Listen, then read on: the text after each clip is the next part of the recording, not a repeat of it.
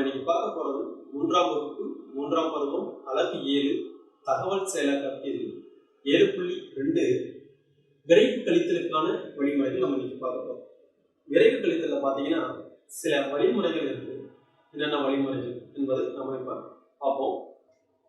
நுட்பங்கள், சில நுட்பங்கள் இருக்கு. அந்த நுட்பங்களையும் ஒன் பை ஒன்னா நம்ம பார்க்க போறோம். அந்த சில உண்மைகள் இருக்கு. அந்த உண்மைகளை நம்ம பார்க்க போறோம். 1 முதல் 10 வரை உள்ள எண்களுக்கு இடைப்பட்ட கழித்தலை செய்ய தெரிந்தாலே போதுமானது. 1 ல இருந்து 10 எண்களுக்குள்ள எந்த எண்ணில இருந்து எந்த எண்ணை கழிக்க தெரிஞ்சாலே நமக்கு கழித்தல் மிகவும் எளிமை. அடுத்தது, ஓர் எண்ணிலிருந்து பூஜ்ஜியத்தை கழித்தல். ஓர் எண்ணிலிருந்து பூஜ்ஜியத்தை கழித்தல். எந்த ஒரு எண்ணிலிருந்து பூஜ்ஜியத்தை கழித்தால் அதே எண் தான் கிடைக்கும். பாருங்க, எந்த ஒரு எண்ணிலிருந்தும் பூஜ்ஜியத்தை கழிக்க அதே எண் தான் கிடைக்கும். இப்போது கணக்கை செய்வோம். 10 கழித்தல் 0 சமம் 10. 9 கழித்தல் 0 சமம் 9. 8 கழித்தல் 0 8. 7 கழித்தல் 0 7. 5 கழித்தல் 0 5. 1 கழித்தல் 0 1. அடுத்த விதி, ஓர் எண்ணில் இருந்து 1 கழித்தல். எந்த ஒரு எண்ணிலிருந்தும் 1 கழிக்க அதற்கு முந்தைய எண் தான் கிடைக்கும்.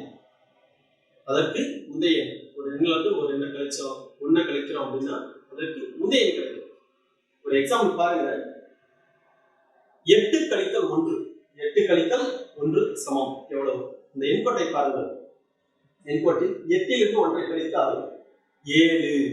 8 இருந்து 1 கழித்தால் 7. அதற்கு முந்தைய எண் 8 முந்தைய எண் 7. அடுத்த ஒரு கணக்கில் பாருங்கள். 10 கழித்தல் 1 10 கழித்தல் 1 10 இருந்து 1 கழித்தால் அதற்கு முந்தைய எண்ணான 9. அதற்கு முந்தைய எண்ணான 9 கிடைக்கும். 10 கழித்தல் 1 சமம் 9. ஒரு எண்ணிலிருந்து 1 கழித்தல்.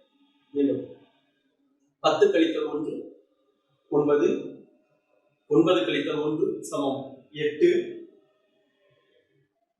18 கழித்தல் 1 சமம் 17. 37 கழித்தல் 1 36.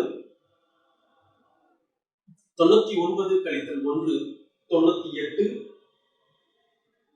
25 கழித்தல் 1 24. அடுத்த கணக்கு, ஒரு எண்ணில் இருந்து 2 கழித்தல். எந்த ஒரு எண்ணில் இருந்தும் 2 கழிக்க அவ்வெண்ணில் இருந்து 2 படிகள் முன்னுள்ள எண்ணை பெறலாம். அதாவது ஒரு எண்ணில இருந்து 2 நம்ம கழிக்கிறோம், அப்படி கழிச்சோம்னா அதற்கு முன்பு உள்ள 2 படிகள் முன்பு உள்ள எண்ணை பெறலாம் என்பது இதோட கருத்து. அதற்கான ஒரு எண்கோட்டை நாம் பார்ப்போம். 10 கழித்தல் 2 சமம் எவ்வளவு? எண்கோடு 10 இருந்து 2 கழித்தால் அதற்கு முன்பு 2 படிகள் முன்பு 9 8 8. 10 2 படிகள் முன்னே உள்ளது 8. அடுத்த கணக்கு, 6 கழித்தல் 2 6 கழித்தல் 2. 6 இலிருந்து 2 படிகள் முன்னே 4 உள்ளது. 6க்கு 2 படிகள் முன்னே 4 உள்ளது. 6 கழித்தல் 2 சமம் 4. இப்போது கணக்குகளை செய்யும்.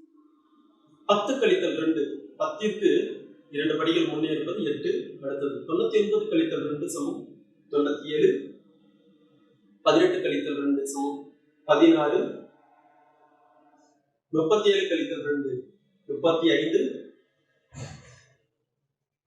76 கழித்தல் 2 74. 25 கழித்தல் 2 23. இப்போது அடுத்த விதியை பார்ப்போம். ஒரு எண்ணில் இருந்து 10 கழிக்கும் போது அவ்வெண்ணின் 1ஆம் இலக்கத்தில் எந்த ஒரு மாற்றமும் இராது. ஆனால் அதன் 10ஆம் இலக்கத்தில் 1 குறையும். ஒரு எண்ணில் இருந்து 10 கழிக்கிறப்ப 1ஆம் இலக்கத்துல எந்த ஒரு மாற்றமும் மாற்றமும் இருக்காது. ஆனால் 10ஆம் இலக்கத்தில் 1 குறையும் என்பதுதான் இதன் கருத்து. பார்ப்போம். இப்போது கணக்குகளை செய்வோம். 13 கழித்தல் 10 சமம் 3. இங்கே பாருங்கள், 1ஆம் இலக்கத்தில் எந்த ஒரு மாற்றமும் இல்லை. 3 1ஆம் இலக்கத்தில் மாற்றம் இல்லை. 41 கழித்தல் 10 சமம் 31. இங்கும் 1ஆம் இலக்கத்தில் மாற்றமில்லை. ஆனால் 10ஆம் இலக்கத்தில் 1 குறைந்துள்ளது. விடை 31. அடுத்த கணக்கு 58 கழித்தல் 10 சமம் 48. 1ஆம் இலக்கத்தில் அப்படியே தான் இருக்கிறது. 10ஆம் இலக்கத்தில் மட்டும் 1 குறைந்துள்ளது. 75 கழித்தல் 10 சமம் 65. 10ஆம் இலக்கத்தில் 1 குறைந்து 65. 116 கழித்தல் 10 சமம் 106. 10ஆம் இலக்கத்தில் மட்டும் 1 குறைந்துள்ளது. ஆகையால் 0 106. 133 கழித்தல் 10 இங்கும் 10ஆம் இலக்கத்தில் 1 குறைந்து 123. ஒரு எண்ணிலிருந்து அதே எண்ணை கழித்தால் விடை 0. ஒரு எண்ணில இருந்து அதே எண்ணை கழிச்சோம்னா விடை 0. அதான் கருத்து. 10 கழித்தல் 10 சமம் 0. 9 கழித்தல் 9 சமம் 0. 8 கழித்தல் 8 சமம் 0. 7 கழித்தல் 7 சமம் 0. 5 கழித்தல் 5 0. 1 கழித்தல் 1 0. பூஜ்ஜியத்தில் முடியும் எண்களை கழித்தல். பூஜ்ஜியத்தில் முடியும் எண்களை கழித்தல். 50 கழித்தல் 17 சமம் எவ்வளவு? இப்ப இந்த 2 எண்கள் இல்ல, ஒரு சின்ன ஒரு ஐடியா என்னன்னா, இந்த இரு எண்களிலிருந்து ஒன்றை கழித்த பின்பு கழிக்க வேண்டும். எப்படி? 50லிருந்து ஒன்றை கழிக்க வேண்டும், 17லிருந்து ஒன்றை கழிக்க வேண்டும். 50லிருந்து ஒன்றை கழித்தால் 49, 17லிருந்து ஒன்றை கழித்தால் 16. 49 கழித்தல் 16 சமம் 33.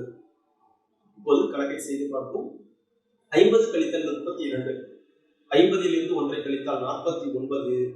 32லிருந்து ஒன்றை கழித்தால் 31. இப்போது 49லிருந்து 31 கழித்தால் 18. அதே விடைதான் இதற்கு வரும். அதன் மதிப்பு மாறாது. 50 கழித்தல் 32 18. அதே போன்று 90 ஒன்றை கழித்து 89.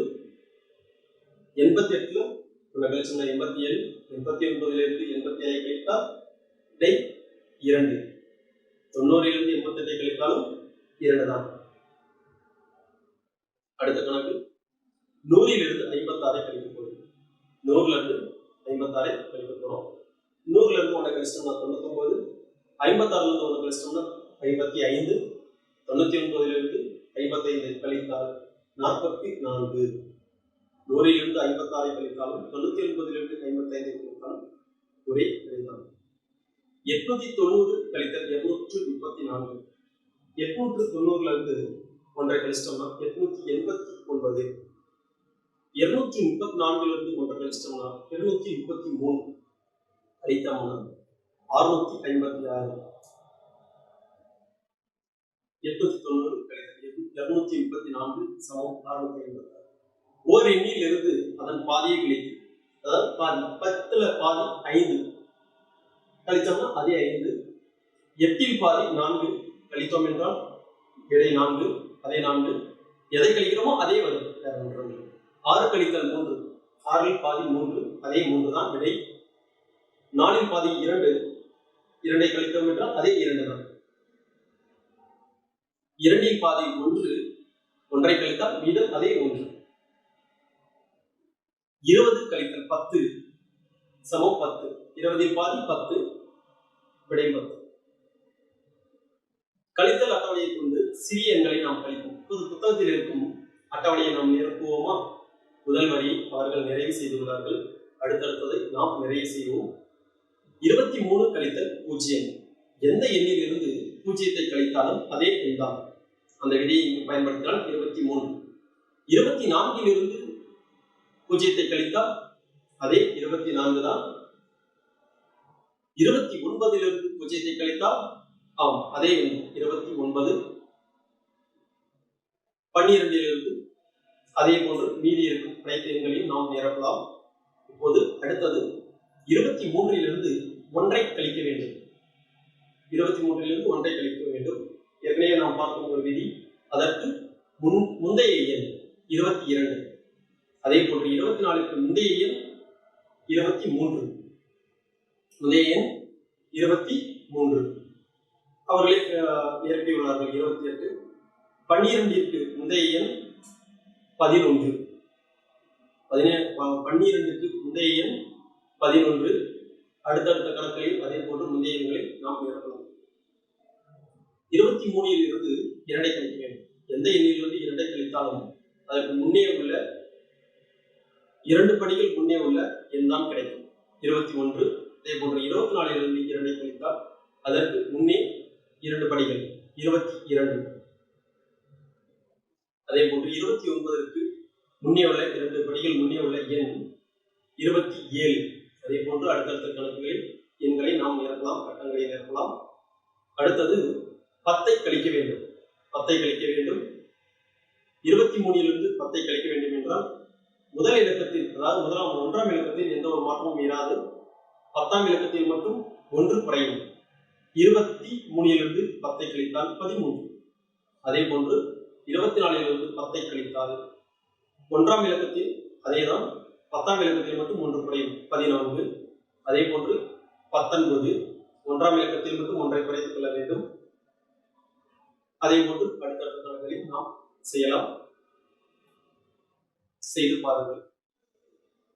கீழே கொடுக்கப்பட்ட எண்களை கழிக்கும். நீங்க கொடுத்துருக்கிற கணக்கு கொஞ்சம் பாருங்க, அதை கொஞ்சம் கழிக்கணும். முதல்ல எதை கழிக்க வேண்டும்? 1ஆம் இலக்கத்தை கழிக்க வேண்டும். 3 கழித்தல் 0. 3 கழித்தல் 0 ஏற்கனவே விதி, அதே எண் தான். எந்த எண்ணிலிருந்து 0 கழித்தாலும் அதே எண் தான் 3. சரியா? அடுத்தது 4 கழித்தல் 1. அதற்கு முந்தைய எண், 4க்கு முந்தைய எண் 3. 5 கழித்தல் 2. 2 படிகள் முன்னே உள்ள எண். 5 கழித்தல் 2க்கு 2 படிகள் முன்னே. ஏன்னா எந்த எண்ணிலிருந்து 2 கழித்தாலும் 2 படிகள் முன்னே உள்ள எண் 3. ஆக 333 விடை. அடுத்த கணக்கு 298 101 கழிக்கலாம். அதே போன்றுதான் முந்தைய எண் 7. எந்த எண்ணிலிருந்து 0 கழித்தாலும் அதே எண் தான் 9. 2 1 கழித்தால் 1 முந்தைய எண். ஆக 197. மாணவர்களே, உங்களுக்காக சில கணக்குகளை நான் இந்த வெண்பலகையில் எழுதி காட்டுகிறேன், பாருங்கள். இதில் 1 10 100 எழுதிக் கொள்ளுங்கள். பின்பு 864 கழித்தல் 432. முதலில் எதை கழிக்க வேண்டும்? 3களை கழிக்க வேண்டும். 4 2 கழிக்க வேண்டும். 4 பாதி 2 ஆகியால் அதே 2. விதி 6 பாதி 3. 6 பாதி 3 விதி அதே 3. 8 பாதி 4 ஆகியால் அதே 4. இந்த உண்மைகளின் பார்த்தோம்னா அதே. இப்போது 864 இருந்து 432 கழித்தால் அதே 432. ஏனென்றால் 864 பாதி. அடுத்த கணக்கு செல்வோம். இரண்டாவது கணக்கு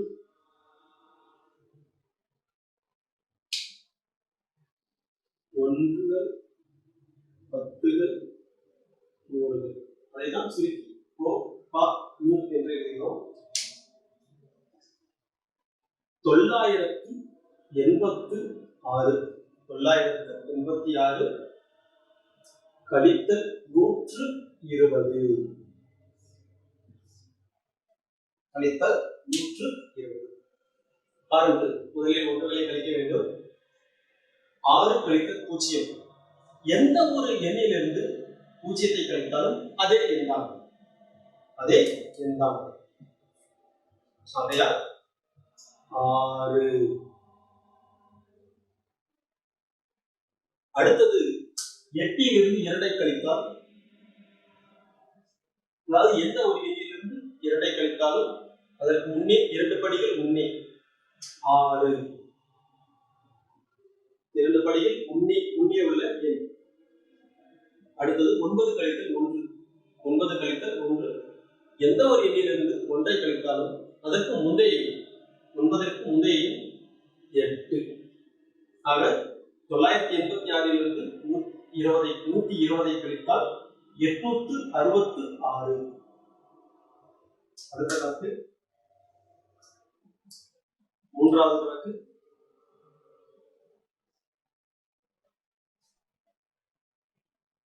ஒன்றுகள், பத்துகள், நூறுகள்.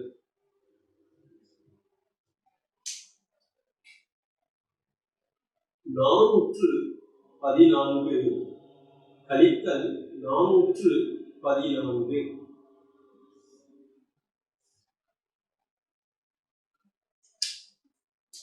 பாருங்கள், ஒன்றுகளில் 4 இருக்கிறது, மேலும் கீழும் ஒரே எண் தான் உள்ளது.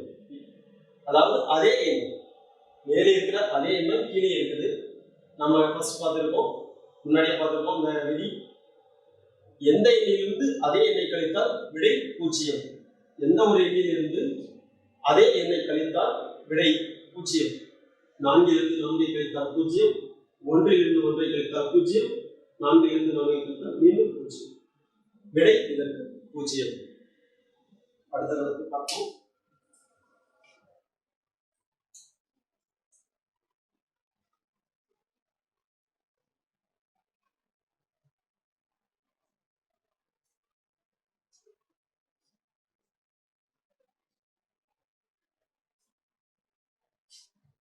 நான்காவது கணக்கு.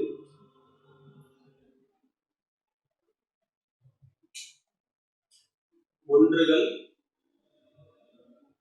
பத்துகள், நூறுகள்.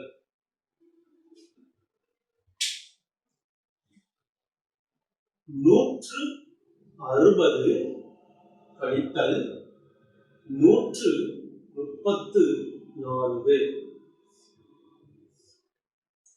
இந்த கடைசி 0 இருந்தால் எப்படி கழிக்கணும் அப்படின்னா, ஒன்றை கழித்த பின்பு கழிக்க வேண்டும். எப்படி பாருங்கள், 160 அதிலிருந்து ஒன்றை கழித்தால் 159. 134 ஒன்றை கழித்தால் 133.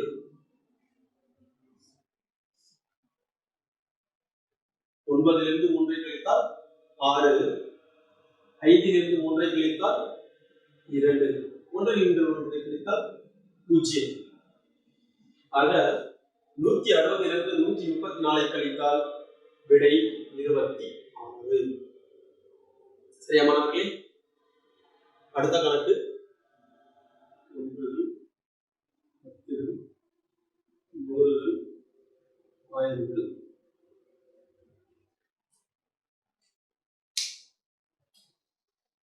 இரண்டாயிரத்து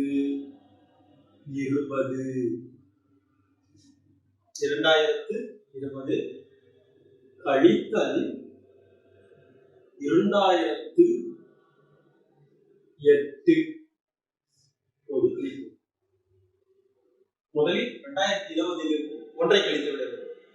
கழித்தோம் என்றால் 2019 ஒன்றை கழித்தால் அதற்கு முந்தைய என்னன்னா 2019. அதே போல் 2008 முந்தைய எண் 2007. இப்போது கழிப்போம். 9 7 கழித்தால் 2, 1 0 கழித்தால் அதே 1, 0 கழித்தால் 0, 2 கழித்தால் 0. ஆக 2020 2008 கழித்தால் 12. இது 5வது. ஒரு மனக்கணக்கு. ஒரு மரம் நடும் விழாவில் 6 தென்னங்கன்றுகளும் 5 வேப்பங்கன்றுகளும் நடப்பட்டன எனில் விடப்பட்ட மொத்த மரங்களின் எண்ணிக்கை எவ்வளவு? மொத்த மரங்களின் எண்ணிக்கை 6 தென்னங்கன்றுகள், 5 வேப்பங்கன்றுகள். மொத்தம் எத்தனை? 11 மரக்கன்றுகள். மொத்த மரக்கன்றுகள் 11. ஒரு தென்னை மரத்தில் 5 இளநீர்கள் இருந்தன. அவற்றில் 3 இளநீர்கள் பறிக்கப்பட்டன. மீதம் எத்தனை இளைஞர்கள் இருக்கும்? மீதம் எத்தனை இளைஞர்கள் இருக்கும்? 5லிருந்து 3ஐ பறித்து விட்டார்கள். அப்படி என்றால் எத்தனை இருக்கும்? ஆம், 2. ஒரு பெட்டியில் 60 எழுதுகோள்கள் உள்ளன. ஒரு பெட்டியில் 60 எழுதுகோள்கள் உள்ளன. அவற்றுள் 54 எழுதுகோள்கள் மாணவர்களுக்கு கொடுக்கப்பட்டன. எனில் மீதம் இந்த பெட்டியில் எத்தனை எழுதுகோள்கள் இருக்கும்? 60 எழுதுகோள்கள் இருந்தன, அதில் 54 கொடுக்கப்பட்டு விட்டன. மீதம் எத்தனை இருக்கும்? ஆம், 6. மாணவர்களே, இப்போது திரையை கொஞ்சம் பாருங்கள். இந்த திரையில் உள்ள கணக்கு 3 எங்கேயாவது நீங்கள் பார்த்ததுண்டா? சதுரம் கழித்தல் செவ்வகம். சதுரம் கழித்தல் செவ்வகம் சமம் 0. முக்கோணம் கழித்தல் வட்டம் சமம் 3. இந்த கணக்குகளில் எண்களை இட வேண்டும். எந்த எண்களை இட வேண்டும் என்றால் இந்த வடிவங்களுக்கு தொடர்புடைய எண்களை இட வேண்டும். இட்டு இந்த கணக்கை சரி செய்ய வேண்டும். சரி செய்யலாமா? இந்த கேள்விக்குறியிட்ட இடங்களில் நாம் எண்களை நிரப்புவோமா? ஆம், நிரப்பலாம். சதுரத்திற்கு 4 பக்கங்கள் ஆகையால் 4. சரியா மாணவர்களே? அதே போன்று செவ்வகத்திற்கும் 4 பக்கங்கள் ஆகையால் 4. 4 கழித்தல் 4 சமம் 0. கணக்கு சரியாகிவிட்டதா? அதே போன்று முக்கோணத்திற்கு 3 பக்கங்கள் ஆகையால் 3 கழித்தல் வட்டத்திற்கு 0 பக்கங்கள் ஆகியால் 0. 3 கழித்தல் 0 சமம் 3. கணக்கு சரியாகிவிட்டதான் மாணவர்களே? அடுத்த கணக்கு. இந்த கணக்கை நன்றாக பாருங்கள். ஏற்கனவே நீங்கள் எங்கேயாவது பார்த்திருப்பீர்கள் என்று நினைக்கிறேன். 6 கழித்தல் 6. 6 கழித்தல் 6 கோடுகளை வைத்து இங்கு கணக்குகளை உருவாக்கியுள்ளோம். 6 கழித்தல் 6 சமம் 8. இந்த கணக்கு சரியா? ஆம், இந்த கணக்கு தவறு. ஆனால் நீங்கள் இதை சரி செய்ய வேண்டும். அதற்கு ஒரு நிபந்தனை. இங்கு இருக்கும் கோடுகளில் ஏதேனும் ஒரு கோட்டை மட்டும் நீங்கள் எடுக்க வேண்டும். ஒரே ஒரு கோட்டை மட்டும் தான் எடுக்க வேண்டும் கணக்கை சரி செய்ய. எந்த கோட்டை எடுக்க வேண்டும்? எந்த கோட்டை எடுக்க வேண்டும்? நன்றாக உன்னிப்பாக பாருங்கள். எந்த கோட்டை எடுக்க வேண்டும்? ஆம், 6 கழித்தல் 6 சமம் 8 என்று உள்ளது. இந்த 8இல் உள்ள நடுவில் உள்ள கோட்டை மட்டும் பாருங்கள். இந்த கோட்டை மட்டும் நீங்கள் எடுத்துவிட்டால் 6 கழித்தல் 6 சமம் 0. கணக்கு சரியாகிவிட்டதா மாணவர்களே? ஆம். இதே போன்று அடுத்த ஒரு கணக்கையும் நீங்கள் பாருங்கள். உங்களது அறிவு கூர்மையை சோதிப்பதற்கான ஒரு சின்ன கேள்வி, சின்ன ஒரு புதிர் கணக்கு என்று வைத்துக் கொள்ளுங்கள். 18 கோடுகளை வைத்து இங்கு ஒரு கணக்கை செய்துள்ளேன். 6 கூட்டல் 4 சமம் 4. ஆனால் தவறாகிவிட்டது. இதை சரி செய்ய வேண்டும். நீங்கள் தான் சரி செய்ய வேண்டும். ஒரு நிபந்தனை. இந்த 18 கோடுகளில் எந்த கோடுகளை வேணாலும் நீங்கள் பயன்படுத்திக் கொள்ளலாம். ஆனால் ஒரே ஒரு முறை மட்டும்தான் பயன்படுத்த வேண்டும். ஒரே ஒரு கோட்டை ஒரே ஒரு முறை மட்டும்தான் பயன்படுத்த வேண்டும். கணக்கை சரி செய்ய வேண்டும். இந்த கூற்றை சரி செய்ய வேண்டும். உங்களுக்கான ஒரு சில வினாடிகள். கொஞ்சம் யோசித்து பாருங்கள். சரி, இதற்கான விடையை இந்த பாடப்பகுதியின் இறுதியில் நான் உங்களுக்கு கூறுகிறேன். அடுத்தது மதிப்பீடு. விடைகளை மட்டும் குறிப்பேட்டில் எழுதி கொண்டே வாருங்கள். விடைகளை மட்டும் குறிப்பேட்டில் எழுதி கொண்டே வாருங்கள். பின்பு சரிபார்த்துக் கொள்ளலாம். முதல் கேள்வி, 987 இருந்து 987 கழித்தால் விடை டேஷ். 987 இருந்து 987 கழித்தால் விடை டேஷ். இரண்டாவது கேள்வி, 1000 இருந்து 1 கழித்தால் விடை டேஷ். 1000 இருந்து 1 கழித்தால் விடை டேஷ். மூன்றாவது கேள்வி, 450 இருந்து 234 கழித்தால் விடை டேஷ். 450 இருந்து 234 கழித்தால் விடை டேஷ். நான்காவது கணக்கு 789 இருந்து 788 கழித்தால் விடை டேஷ். 789 இருந்து 788 கழித்தால் விடை டேஷ். ஐந்தாவது கணக்கு 864 இருந்து 432 கழித்தால் விடை டேஷ். 864 இருந்து 432 கழித்தால் விடை டேஷ். இப்போது மதிப்பீட்டிற்கான விடைகளை சரிபார்ப்போம். 987 இருந்து 987 கழித்தால் விடை 0. பாருங்கள். 1000 இருந்து 1 கழித்தால் விடை 999. 1000 இருந்து 1 கழித்தால் 999. 450 இருந்து 234 கழித்தால் விடை பாருங்கள் 216. 789 இருந்து 788 கழித்தால் விடை 1. 864 இருந்து 432 கழித்தால் விடை பாருங்கள். நீங்க எழுதிய விடையும் இந்த விடையும் சரிபார்த்துக் கொள்ளுங்கள். 432 சரியாக எழுதியிருக்கிறீர்களா? மொத்த மதிப்பீடு உங்களுக்காக மதிப்பீட்டுக்கான விடைகள் அனைத்தையும் தொகுத்துள்ளேன். நீங்கள் எழுதிய விடைகளும் இந்த விடைகளும் சரியாக இருக்கு பரிசோதித்துக் கொள்ளுங்கள். 5ற்கு 5 விடை சரியாக எழுதியிருந்தால் உங்களுக்கு வாழ்த்துக்கள். அறிவுக்கூர்மைக்கான கணக்கு இப்போ பார்த்தீங்கன்னா 6 + 4 = 4 இருக்கும். உங்களது அறிவுக்கூர்மையை சோதிக்கும் ஒரு கேள்வி. இதற்கு எத்தனை பேர் விடை எழுதியிருக்கிறீர்கள்? ஒரே ஒரு நிபந்தனை, அந்த ஒரு கோடு, அதுதான் இந்த கூட்டல் குறியிலிருந்து ஒரு கோடு சென்றால் 8. 8 கழித்தல் 4 = 4. இப்போது கூற்று சரியாகிவிட்டதா? சரியாக செய்திருந்தால் வாழ்த்துக்கள் மாணவர்களே.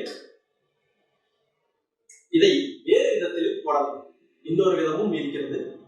ஒரே ஒரு கோட்டை மட்டும் மாற்றி இங்கும் இந்த 6 எண் இருக்கிறது அல்லவா, அந்த எண்ணை அந்த கோட்டை எடுத்து மேலே வைத்தால் 0 + 4 = 4. 0 + 0 4 கூட்டினால் 4. இதுவரை எனது வகுப்பறையை கவனித்த மாணவ மாணவிகளுக்கு நன்றிகள்.